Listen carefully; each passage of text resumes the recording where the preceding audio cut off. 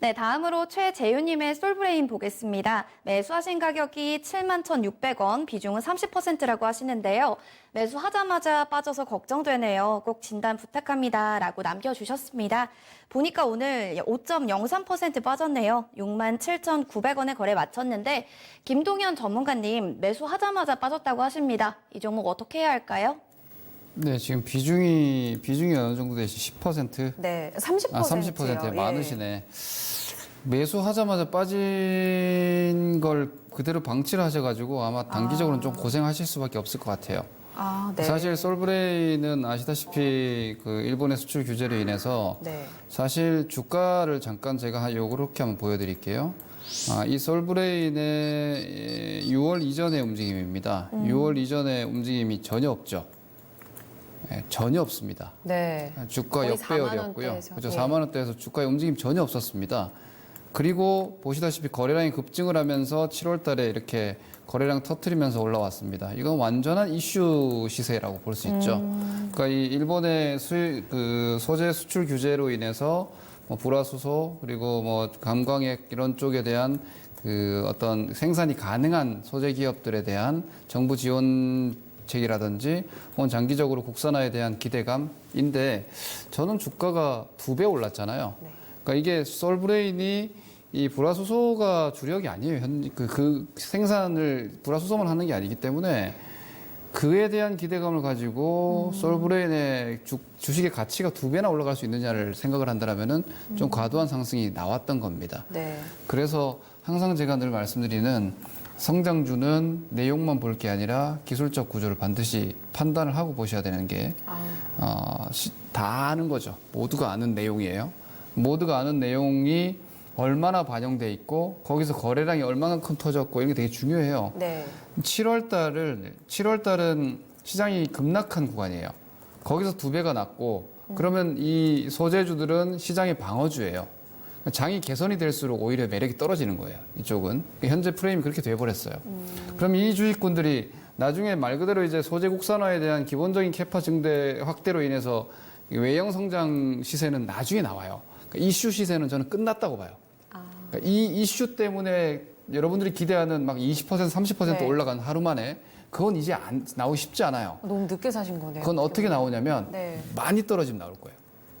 그러니까 이제 그 자체적인 상방 에너지는 소진이 됐다고 봐야 되는 거고요. 우리 지난주에도 여기에 대해서는 좀 보수적으로 말씀드렸잖아요. 재료가 소진이 이미 한번 됐기 때문에. 네, 네. 그럼 지금은 단기적인 반등 매력이 생겨야 돼요. 그러려면은 제가 볼 때 솔브레인은 하단으로는 한 6만 원 초반 정도까지 열고 있어야 됩니다. 그래서 뭐 회사 내용 자체가 괜찮기 때문에 크게 무너지지는 않을 것 같은데 전략적으로는 사실 우리 시청자님처럼 위에서 사셨다면 오늘 손절했어야 됩니다. 기술 구조상으로 520선 데드크로스가 나왔고요. 한 가지 다행인 건 오늘 거래량이 그나마 좀 적었다는 거.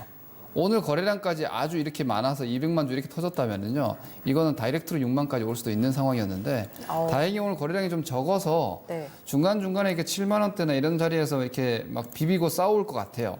근데 제가 볼 때는 시청자님 매수가가 높기 때문에 예. 일단은 오늘 손절이 7만 원에서 나왔어요. 오늘 당일 손절 단기 신호가 네. 단기간의 매매로 시세를 기대하신 분들이 5일선, 21선 데드크로스 난 상태에서 가져가는 거는 그냥 한마디로 물리는 거예요. 그러니까 뭐라고 말하든 사실은 위에서 샀다는 거는 이걸 여기서 사가지고 소재 국산화 때문에 내가 5만 원까지 열어놓고 내년, 내후년까지 볼 거야. 우리나라 소재 국산화에 대한 정부 정책이 5년 정도 보고 가고 있잖아요. 지금 정부 지원, 네. 자금 네. 지원이. 그거 못 가지 않습니까? 솔직히 투자자분들이 그 기대감 가지고 단기 차익을 노리는 거지 그 5년 보고 소재주 가시는 분들 별로 없거든요. 그렇다는 얘기는 테마주 매매하셨다는 거거든요. 네. 테마주가 520선 데드크로스 나는 걸 가져간다? 위험해요. 다음 달까지 기다렸다가 만약에 주식이 계속 부진하잖아요. 그럼 그 정부 정책에 대한 기대감은 이미 머릿속에서 없어지고 내 돈 손실밖에 안 보일 거예요. 이건 전형적인 테마주예요. 네. 그래서 지금으로서는요. 네. 7만 원의 손절가 이탈이 나왔기 때문에 단기 반등을 이용해서라도 일단 매도 손절을 하시고 그럼 여기서 올라가지 않을까라는 걱정이 되시죠. 제가 볼 때는 솔브레인 같은 경우에는요. 이번에 7만 7천 원을 못 넘어갔기 때문에 네. 쉽지 않아요. 왜냐하면 이 7만 7천 원 다시 넘어가려면 거래 대금이 이번 달 저번 달보다 더 많이 나와야 돼요. 역으로 생각해 보세요. 지금 반도체 소재에 대한 이슈가 2019년 7월보다 과연 더 강해질 수 있을까요? 쉽지 않은 거예요. 그래서 저는 이 반도체 소재주들의 이번 유동성이 정리되는 상당한 시간이 필요할 수 있다라는 점에서는 테마성 시세가 끝나간다는 경계감을 좀 가지고 짧은 손절 관점 접근하시는 게 낫지 싶습니다. 하나만 더 여쭤볼게요. 아까 6만 원까지 내려가야 그나마 단기 반등 매력이 생긴다 이렇게 얘기를 하셨단 말이에요. 네. 지금 지푸라기라도 지금 잡는 심정으로 단기로 대응하셨으니까요. 만약 밀린 이후에 그런 반등치도 기대하기가 높지가 않나요? 네, 아까 말씀드렸다시피 네. 제가 월봉 그림 보면서 주식의 구조에 대한 말씀을 좀 드리겠습니다. 이 주식이 앞으로 뭐 소재 산업이 한국의 소재 산업이 국산화되면 좋죠. 국민 입장에서는 당연히 좋은 현상인데 여기입니다. 이 자리를 못 넘어갔잖아요. 2017년도 이 고점을. 네. 근데 올해 지금 이번 이 두 달간 거래량 보십시오. 이게 거래 대금이거든요. 이 엄청난 거래 대금이 위에서 들어왔습니다. 그럼 이 거래 대금을 받아 올려줄 만큼의 더 강한 매수가 들어와야 되는 겁니다. 네. 그럼 이 주식이 이만큼의 거래 대금이 어떻게 들어왔느냐? 소재 국산에 대한 반사 이익이죠, 반사 이익. 그러니까 반사 이익에 대한 기대감이 7월 달에 들어왔는데 그러면은 9월 달, 10월 달, 11월, 12월에 그보다 더 강한 이슈가 소재 쪽에서 있어줘야 되는데 나올 게 없잖아요. 일본 쪽에 독점돼 있는 소재를 이제 국산화하겠다는 내용 다 나왔어요.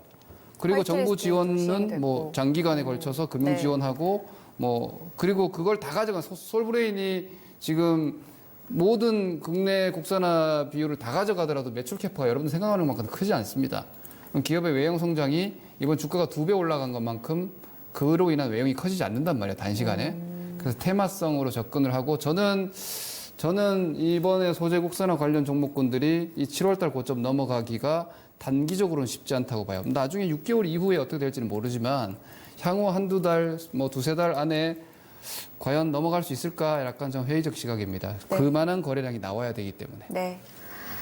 알겠습니다. 지금 단기적으로 일단 손절 의견 주셨어요. 자세히 들어보셨는데요. 아마 최지훈님께서도 오늘을 복귀하시면서 많은 생각하셨을 것 같습니다. 단기적으로 손절 대응 다시 한번 고민해 보셨으면 좋겠습니다.